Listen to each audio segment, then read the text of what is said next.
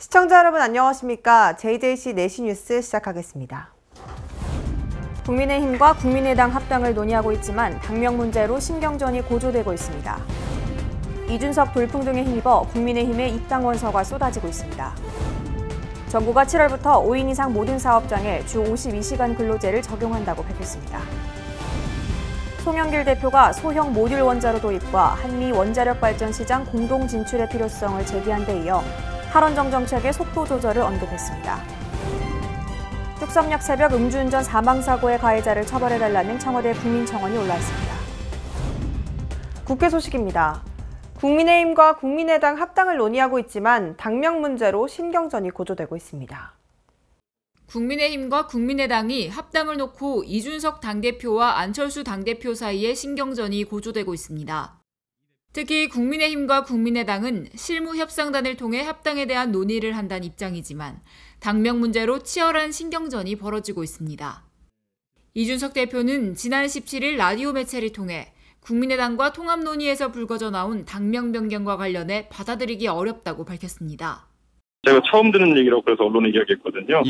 당명이라는 것이 보통 바꿀 때는 어떤 당의 어떤 위상이라든지 아니면 이런 것들을 좀 일신할 필요가 있을 때 그런 필요가 있는데 지금은 방금 저희가 얘기했던 것처럼 당원 가입도 폭증세이고 당의 이미지가 전반적으로 굉장히 좋은 상태에서 당명 변경을 할 필요가 없다고 생각합니다. 당연히 저도 안 대표 입장을 최대한 이해하려고 노력하고요. 아마 안 대표께서도 제 입장을 최대한 이해하려고 노력하시면 될 것이다 이렇게 생각합니다. 이준석 대표는 국민의힘 최고위원회의에서 국민의힘과 국민의당의 합당에 대한 속도전 의지도 드러냈습니다. 국민의힘과 국민의당의 합당은 미룰 수 없는 과제입니다. 조속히 국민의힘과 국민의당을 지지하는 국민과 당원 모두가 하나의 샐러드 볼 위에서 공존할 수 있도록 하겠습니다. 양측 모두 정권 교체를 최우선 기준으로 삼고 논의한다는 원칙만 지킨다면 최선의 방법을 찾는 것은 어려운 일이 아닐 겁니다. 지난 17일 국민의힘과 국민의당 합당을 추진할 실무협상단이 구성됐으며 국민의힘에서는 재선인 성일종 의원을 단장으로 오신환 전 의원과 이재영 전 의원이 참여하며 국민의당에서는 3선의 권은희 원내대표가 단장을 맡아 논의할 예정입니다. 한편 국민의당은 당명 변경을 요구하고 있는 상황에서 국민의힘은 반대를 표하고 있어 협상에 난항이 예상됩니다. 이준석 돌풍 등에 힘입어 국민의힘에 입당 원서가 쏟아지고 있습니다. 입당 신청자가 갑자기 몰리면서 지난 한 달 사이 당원 가입 온라인 시스템이 일시적으로 마비되는 일도 두 차례나 벌어졌습니다. 6월 11일 전당대회를 전후로 이준석 돌풍이 불고 있는 지금 국민의힘의 당원 가입 신청과 문의가 쇄도하고 있습니다. 당원 가입 신청은 2030 세대의 비중이 크게 늘어났고 온라인 커뮤니티를 중심으로 젊은 층의 국민의힘 입당을 인증하는 게시물들이 올라오고 있습니다. 한 당직자는 입당 신청자가 대거 몰리면서 당원에 가입하는 온라인 서버가 마비되는 상황도 2번이나 왔다고 전했습니다. 국민의힘 서울시당은 전당대회 직후인 주말 12, 13일 이틀 동안 온라인을 통한 입당 신청자가 800여 명으로 집계됐다고 밝혔습니다. 국민의힘 관계자는 모든 세대에서 입당이 늘고 있긴 한데 2030 세대의 비중이 과거보다 확연하고 주목할 만하게 커졌다고 말했습니다. 오프라인에서도 국민의힘 입당을 위해 문을 두드리는 사람들이 늘고 있습니다. 의원들은 지역구에 차려진 당원 홍보 모집 부스에서 입당 원서를 쓰는 시민들의 사진을 연이어 게시하고 있습니다. 앞서 이준석 당대표는 지금까지와 다른 방식의 배가 운동을 통해 2만에서 3만 명을 온라인으로 더 가입하게 할 것이라는 목표를 밝혔습니다. 거의 전무후무한 증가세를 보이고 있다. 이것이 초기의 반짝이 아니라 지속적인 유입으로 되어서 우리 당의 당원 구조가 당원 민주주의를 실현할 수 있을 정도의 그런 조성을 가질 때까지 모든 노력을 경주하겠습니다.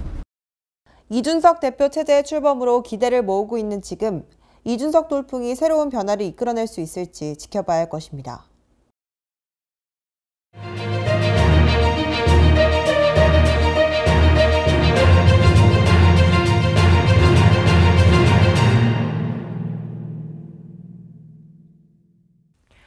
정부는 7월부터 5인 이상 모든 사업장에 주 52시간 근로제를 적용한다고 밝혔습니다.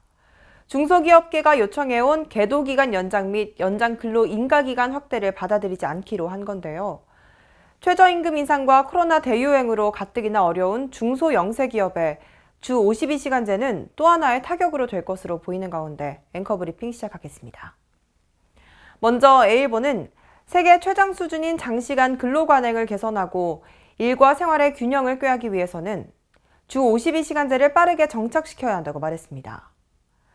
이를 위해선 기업들의 적극적인 협조가 필요하다며 정부 또한 현장의 목소리에 지속적으로 귀를 기울여 지원할 것은 지원하고 제도적으로 보완해야 할 것이 있으면 신속하게 보완해야 할 것이라고 강조했습니다. 이어서 B일보는 주 52시간제는 과로사회를 청산하기 위한 사회적 논의의 산물이라며 장시간 노동에 기반한 경제로는 고부가 가치 생산체계로 전환할 수 없다는 말을 전했습니다. 오히려 근로시간을 줄여 일감을 나눠 고용을 창출하고 일과 휴식의 적절한 균형으로 생산성을 높여 경제 발전을 이끌어야 한다는 말도 덧붙였습니다. 마지막으로 C일보는 초과노동은 당장 임금을 더 받는 효과는 있겠지만 삶의 질을 해쳐 심각한 사회 문제를 낳는다며 52시간제를 늦추는 것은 일과 삶의 균형을 맞춰야 한다는 변화와도 맞지 않다고 말했습니다.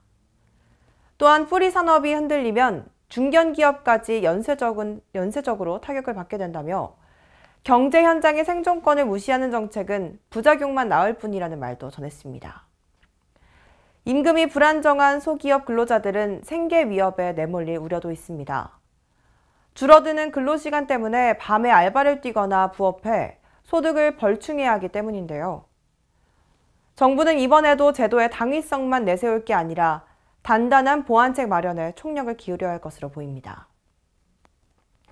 송영길 대표가 문재인 대통령과의 첫 회동에서 소형 모듈 원자료 도입과 한미 원자력 발전 시장 공동 진출 필요성을 제기한 데 이어 탈원전 정책의 속도 조절을 다시 주문했는데요. 현 상황에 대한 앵커 브리핑 이어가겠습니다. 먼저 A일보는 우리나라는 원전 강국답게 일찌감치 SMR의 가능성에 주목했지만 고군분투하며 개발한 기술은 탈원전 정책으로 방치됐고 다른 국가에 앞서 상용화될 수 있는 기회도 잡지 못했다고 비판했습니다. B일보는 소형 원전에 힘을 실어야 하지만 당장 급한 것은 10% 공정에서 중단된 신한울 3, 4호기 건설을 재개하는 일이라고 말했습니다. 정부는 무려 48조 원을 들여 신안 앞바다에 해상풍력을 건설하겠다는데 10조 원을 들여 신한울 3, 4호기만 완공해도 신안 해상풍력 수준의 전기 생산이 가능하다고 강조했습니다. 마지막으로 C일보는 소형 원전에 대한 잇따른 송 대표의 발언은 그동안 여권 내에서도 탈원전 정책이 비이성적이라는 공감대가 형성되고 있다는 징표로 읽힌다고 말했습니다. 또 탈원전 정책이 4년째를 맞으면서 국내 원전 산업 생태계가 점차 회복 불능으로 빠지고 있는 데에 대한 위기감도 작용하고 있다고 볼 수 있다고 평가했습니다. 원전은 안정적 전력 확보를 넘어 2050년 탄소 중립을 위해서도 꼭 필요한 에너지원입니다. 원전 없이 2050년 탄소 중립 실현은 사실상 불가능하기 때문에 정부는 이에 대한 해결 방안을 모색해야 할 것입니다. 지난달 24일 새벽 2시경 서울 성동구에서 음주로 인한 교통사고가 발생했습니다. 지하철 2호선 콘크리트 방음벽 철거 작업 중이던 피해자 A씨는 사고를 당한 지 10분 만에 세상을 떠났습니다. 사건 당시 가해자의 혈중 알코올 농도는 면허 취소 수준인 것으로 밝혀졌습니다. 이어서 청와대 국민청원 게시판에는 뚝섬역 새벽, 음주운전 사망사고의 피해자 유가족입니다 라는 제목의 청원글이 올라왔습니다. 청원인은 음주운전 사고로 응급실조차 가보지 못하고 그 자리에서 사망하셨다며 만취 상태로 운전대를 잡은 가해자는 한 가정의 기둥과 같은 저희 아버지를 다시 볼 수 없게 만들었다고 토로했습니다. 이어 아버지의 시신은 눈, 코, 입을 알아보기 힘들 정도로 훼손 상태가 심각했다며 그렇게 마지막 수의마저 입혀드리지 못한 채 보내드려야 했다고 슬픔을 드러냈습니다. 그러면서 처참하게 돌아가신 제 아버지의 죽음이 제대로 된 처벌로 억울함이 조금이나마 풀릴 수 있도록 많은 분들의 도움을 간절히 구한다고 소했습니다. 해당 청원에는 21일 오후 1시를 기준으로 약 16,000명이 동의했습니다. 다음은 수도권 소식입니다. 마포구가 여성 1인 가구와 미혼모 모자 가구를 위해 안심홈 3종 세트를 지원합니다. 마포구가 마포 여성 안전을 위해 안심홈 3종 세트를 지원합니다. 지원 품목으로는 핸드폰 앱과 연동돼 있는 문 열림 센서, 휴대용 비상벨, 창문 잠금 장치 또는 현관문 이중 잠금 장치입니다. 마포구에 거주하는 여성 1인 가구 또는 미혼모 모자 가구 중 전세 보증금이 1억 5천만 원 이하인 주택 거주자는 누구나 신청할 수 있습니다. 신청은 6월부터 11월까지로 매월 1일에서 15일 신청 접수가 가능합니다. 마포구 건강가정 다문화가족 지원센터 홈페이지에서 신청서 다운로드 후 제출 서류를 이메일이나 우편 접수로 신청하면 됩니다. 선정되신 분은 개별 문자로 통보되며 수령자는 신분증을 지참해 신청자 본인이 매월 넷째 주 목금에 수령 가능합니다.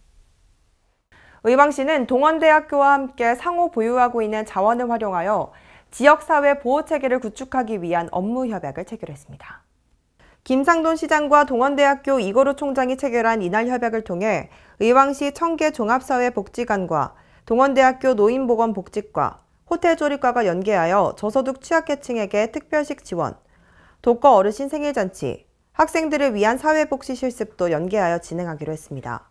두 기관은 교육훈련 및 전문인력 양성을 위한 협력체계를 구축하고 상호발전을 위한 협동사업 등 확대해 나가기로 했습니다.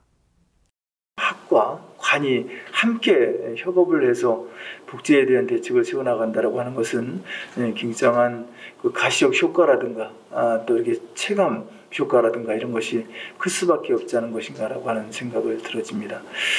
이렇게 도움 주시는 만큼 시에서도 이 복지에 어려우신 분들을 위해서 그 사각지대 해소를 위해서 열심히 더 일하는 지자체가 되도록 하겠습니다.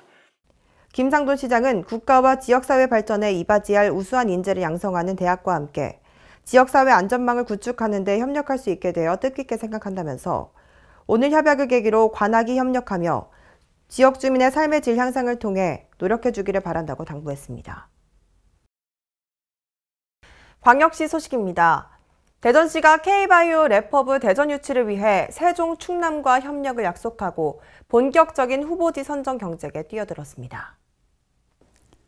대전, 세종, 충남 3개 시도가 K바이오 랩허브 사업에 대해 함께 참여하기로 하고 구체적 사업 내용을 담은 사업계획서를 중소벤처기업부에 제출했습니다. 그동안 K바이오 랩허브 유치와 연계해 충청권 바이오 클러스터 구축을 선도적으로 추진해온 대전시는 최근 세종특별자치시, 충청남도와 K바이오 랩허브 대전 유치에 협력하기로 합의했습니다. 오늘 중급에 제출하는 우리시 사업 계획서에는 랩허브 참여 협력기관이 명시되어 있는데 모두 53개 기관이 대전 K바이오 랩허브 유치와 구축에 함께하고 있습니다. 그 중에서도 가장 의미 있는 것은 세종특별자치시와 충청남도가 대전의 랩허브 유치에 적극적인 지지 협력과 동참을 해주고 있다는 것입니다. 또한 대전시는 공고가 나오기 전부터 이미 유치를 위한 총력전에 돌입했으며 지난 4월 기관과 단체로 구성된 K바이오 랩허브 추진협의회를 출범하고 지역의 역량 결집에 나섰습니다. 한편 중소벤처기업부는 서류, 현장, 발표 평가를 거쳐 오는 7월 중 K바이오 랩허브 구축 후보지 한 곳을 확정 발표한다는 방침입니다. 광주시 도시철도 건설본부가 남구 백운광장 주변의 도시철도 2호선과 지하차도 건설 공사를 본격 착수합니다. 이번 공사는 남구청에서 조선대 방면 160m 구간에 걸쳐 시행되며 공사는 총 11개 차로 중 3개를 점유해 진행할 계획입니다. 백운광장은 평소 차량 통행량이 많은 곳으로 공사가 장기화되면 시민 불편이 가중될 것으로 판단돼 점유 구간을 최소화하고 도시철도 2호선과 지하차도 공사를 병행해 공사 기간을 단축할 방침입니다. 백운광장 교차로 주변에 도시철도 공사가 시작됨에 따라 교통이 다소 혼잡할 것으로 예상됩니다. 시민분들께서는 출퇴근 시간 가급적 대중교통 이용이나 우회 도로를 이용해 주시기 바랍니다. 또 광주시는 시교통정책연구실, 남부경찰서 등 유관기관 실무협의회를 개최해 교통처리 계획 등 필요사항을 검토했으며 표지판, 유도표시 등을 설치해 공사로 인한 시민 불편을 최소화할 예정입니다. 광주시와 코레일이 광주 송정역 일대 주차난 해소를 위해 대규모 주차 빌딩 신축 공사에 들어갑니다. 주차 빌딩 신축 공사는 현 광주 송정역 주차장 부지에서 내년 10월까지 진행되며 공사가 완료되면 현재 401대보다 4배 많은 1,580대의 차량을 수용할 수 있게 됩니다. 우리 시는 송정역 주차 빌딩 신축 공사로 내년 10월까지 주차 불편과 교통 혼잡이 불가피할 것으로 예상이 돼서 코레일, 광산구 경찰청 등과 함께 임시 주차장 운영과 실시간 주차 정보 알림 서비스 등 특별 교통 대책을 마련했습니다.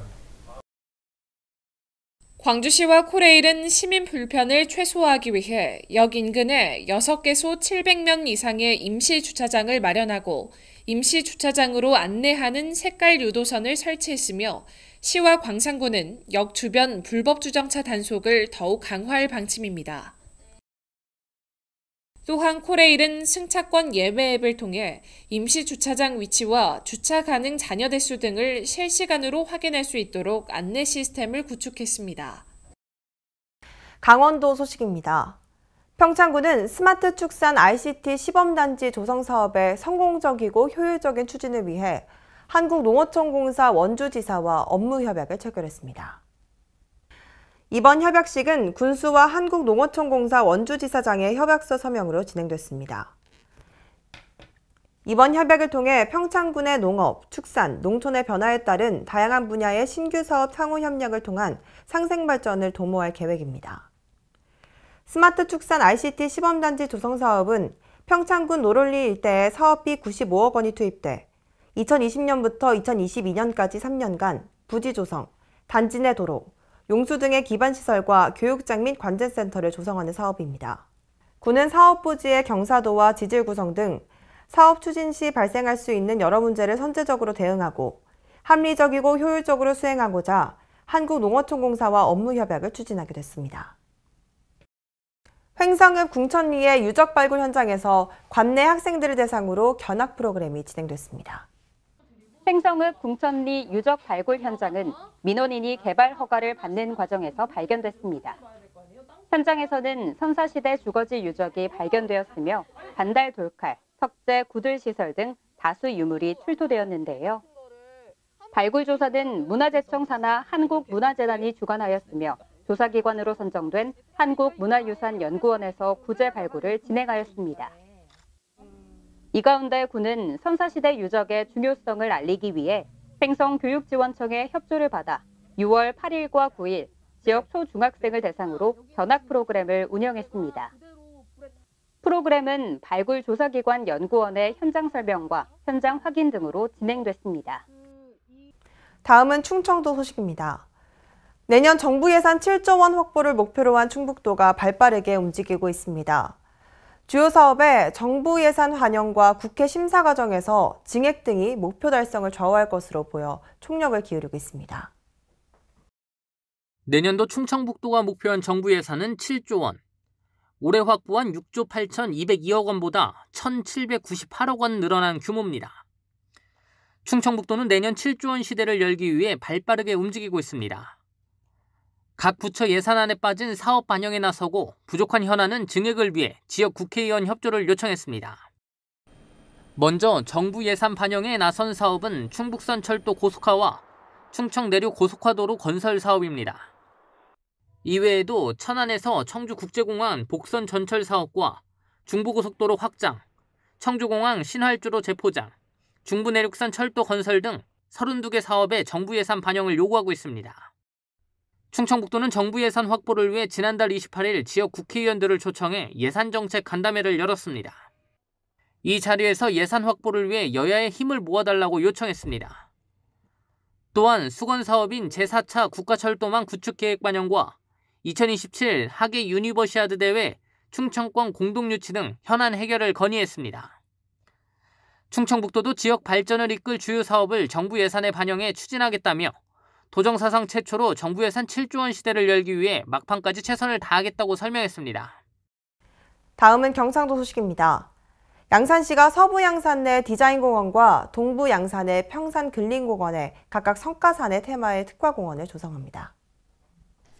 디자인공원은 중앙에 산지 지형을 활용해 높이 14m의 주봉을 세우고 10m, 13m의 봉우리를 좌우로 배치한 볼록 철자 형태 3봉형 석가산을 조성 중이며 석가산에는 소나무와 진백, 좀눈향 등을 식재해 사계절 내내 풍성하고 아름다운 볼거리를 제공할 계획입니다.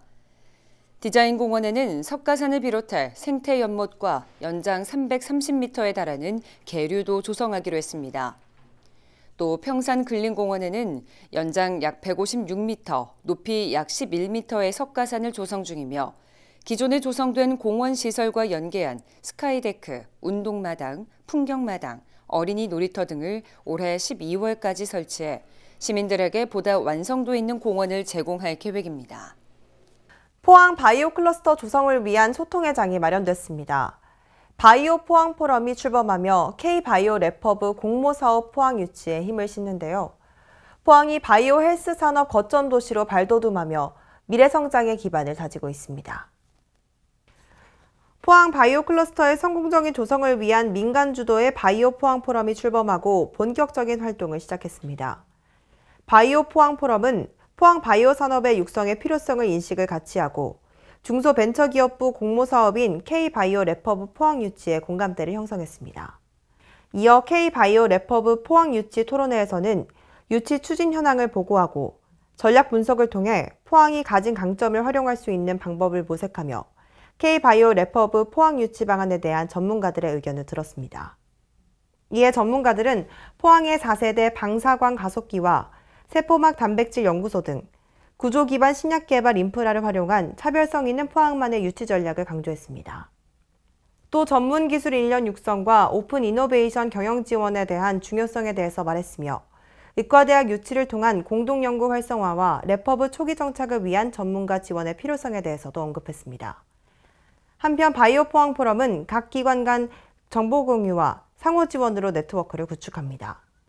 아울러 민간의 참여를 활성화하기 위해 향후 시민을 대상으로 바이오 헬스 분야 특별 강연, 시민 대상 교육 프로그램 개설, 소식지 및 온라인을 통한 미디어 발간 등 바이오 헬스 분야에 대한 홍보도 강화할 계획입니다. 전라도 소식입니다. 여수 율촌 일산단의 2차 전지 배터리 핵심 원료를 추출하는 공장이 들어서게 됩니다. 여수시와 전라남도, 광양시와 광양민권 경제자유구역청, 포스코 HY 클린메탈은 1,200억 원 규모의 배터리용 유가금속 추출 사업을 위한 투자 협약을 체결했습니다.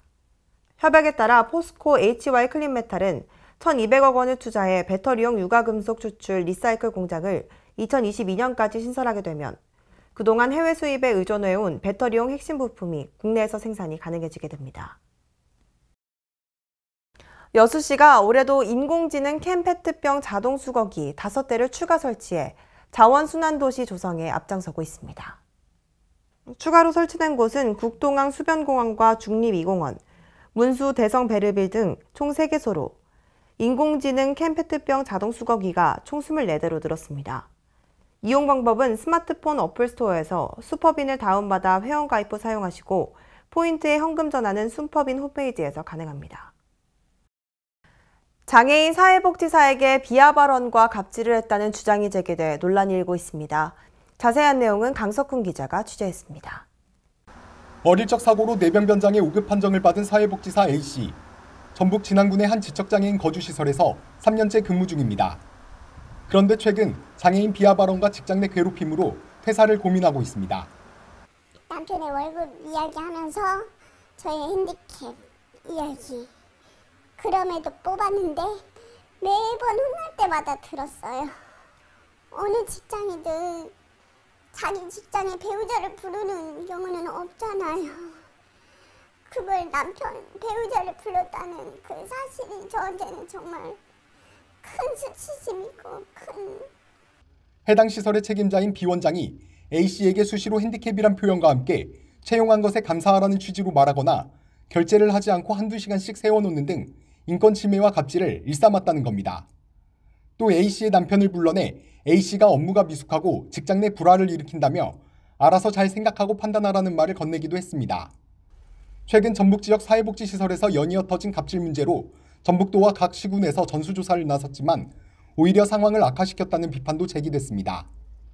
군에서는 현장 지도라는 명목으로 주의를 줬는데 이를 들은 B 원장이 직원들을 불러 2차 가해를 했다는 겁니다. 익명을 보장한다고 해놓고 이거 썼냐고 취조하는 거죠. 취조하고 또 그러면 안 썼으면 누구한테 말했냐. 말해라. 사실상 전수조사와 현장 지도가 실효성이 없다는 지적이 나오는 이유입니다. 최종적으로는 제가 우리 직원들하고 같이 가서 원장님이야 전체 직원들 같이 대화를 한번 했습니다. 진안군 관계자는 해당 시설에 가서 B 원장과 직원들을 대상으로 면담과 대화를 통해 해결했다고 설명했지만 당시 피해를 받은 직원은 공황장애가 심해져 병원에 입원한 상태였습니다. 해당 시설 관계자는 남편을 불러낸 것에 대해선 A씨를 뽑게 된 배경을 설명했다며 남편에게 사과를 하면 되는 것이라고 말했습니다.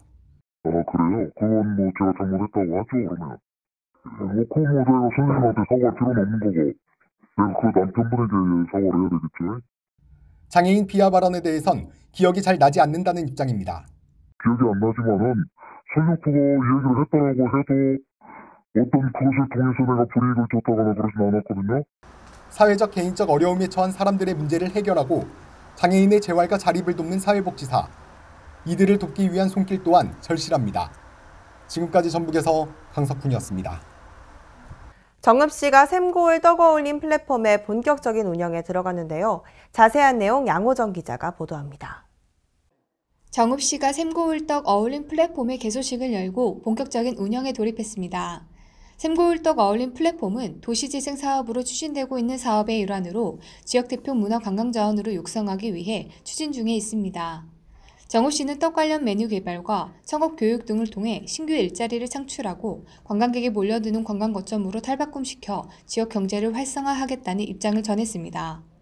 유진섭 시장은 도시재생 뉴딜 사업의 성과가 하나씩 결실을 맺고 있다며 떡 어울림 플랫폼을 통해 침체한 떡 산업 분야의 활성화를 유도하고 기술력과 경제력 확보로 일자리 창출은 물론 지역 경제를 활성화할 수 있도록 힘쓰겠다고 말했습니다. 지금까지 전북에서 양호정이었습니다. 무주군이 전북 도지사배 마스터스 자전거 대회를 개최했습니다. 무주군이 전북도 지사배 마스터스 자전거 대회를 열었습니다. 전북 자전거 연맹이 주최하고 도체육회가 후원한 이번 대회에는 각 시군 자전거 동호인 등 200여 명이 참가했습니다. 대회는 황인홍 무주군수의 시청과 함께 오전 8시 30분 무주 구천동 주차장을 출발해 리조트 삼거리를 거쳐 구천동 주차장까지 39.8km 구간으로 진행됐습니다. 무주군 관계자는 현재 자전거 대회를 치르기에 가장 적합한 고장으로 자리매김하기 위해 도로 정비, 코스 개발, 인프라 구축에 전력을 기울이고 있다며 국민들의 많은 관심을 바란다고 입장을 전했습니다. 지금까지 전북에서 양호정이었습니다. 세계 소식입니다. 미국 정부가 코로나19 백신에 이어 먹는 약 형태의 코로나19 치료제 개발을 위한 지원책을 발표했습니다. 미국 보건부는 먹는 약 형태의 코로나19 치료제 개발을 위해 30억 달러, 우리 돈으로 3조 4천억 원을 제약업계에 지원하기로 했습니다. 현재 코로나19 백신을 개발한 화이자와 함께 머크앤드컴퍼니 등 여러 제약회사가 먹는 약 형태의 코로나19 치료제 개발 중입니다. 미국 보건부는 치료제에 대해서 임상 단계를 신속하게 진행하기로 했습니다. 뉴욕타임스는 미국 정부의 계획대로라면 올해 안에 먹는 약 형태의 첫 코로나19 치료제가 제품화될 수 있을 것으로 내다봤습니다. 이스라엘이 팔레스타인 무장정파 하마스가 통치하는 가자 지구에 이틀 연속 공습을 가했다고 현지 매체들이 현지 시각 17일 보도했습니다. 팔레스타인 매체에 따르면 이스라엘군은 이날 밤 전투기를 동원해 가자 지구 북부 베이트 라히야의 하마스 건물 등에 대한 폭격을 감행했습니다. 공습으로 인한 사상자 발생 여부는 확인되지 않고 있습니다. 이날 이스라엘군의 공습은 가자 지구에서 이스라엘을 향해 날려보낸 방아풍선에 대한 대응으로 보인다고 이스라엘 언론이 보도했습니다. 방화풍선이란 가스를 넣어 부풀린 풍선에 폭발물을 매단 것으로 하마스 등이 이스라엘 내 방화를 유도하기 위해 날려보낸 것으로 알려졌습니다. 지난달 일본에서 열린 월드컵 예선전에서 쿠데타 군부에 대한 저항 표시인 세 손가락 경례를 했던 미얀마 축구 국가대표팀 선수 리에나웅이 일본에 망명을 신청했습니다. 리에나웅은 지난달 28일 일본과 맞붙은 2022년 카타르 월드컵 예선에서 국가가 연주될 때 미얀마 군부에 대한 저항 표시인 세 손가락 경례를 하는 모습이 TV 중계화면에 잡혀 화제가 됐습니다. 교동통신 등 일본 언론에 따르면 미얀마 대표팀 골키퍼 리에나웅이 미얀마로 돌아가지 않고 일본의 난민 지위를 하겠다고 밝혔습니다. 리에나웅 선수는 세 손가락 경례 이후 미얀마 군부가 자신의 집에 찾아왔다며 귀국할 경우 목숨이 위험할 수 있다고 망명 신청 이유를 밝혔습니다. 이에 대해 일본 정부는 리에나웅 선수의 의견을 듣고 이 문제를 적절하게 다룰 것이라고 밝혔습니다.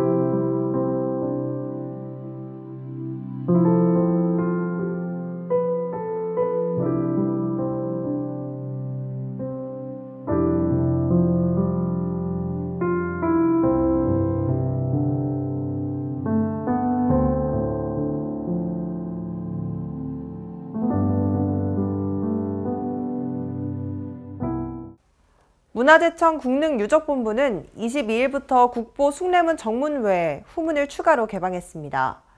숭례문 후문이 일반에 개방되기는 처음입니다.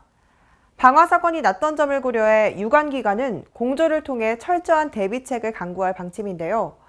우리의 소중한 유적이 잘 보존될 수 있도록 많은 애정과 관심이 지속되길 바랍니다. 이상 뉴스 마칩니다. 시청해주신 여러분 고맙습니다.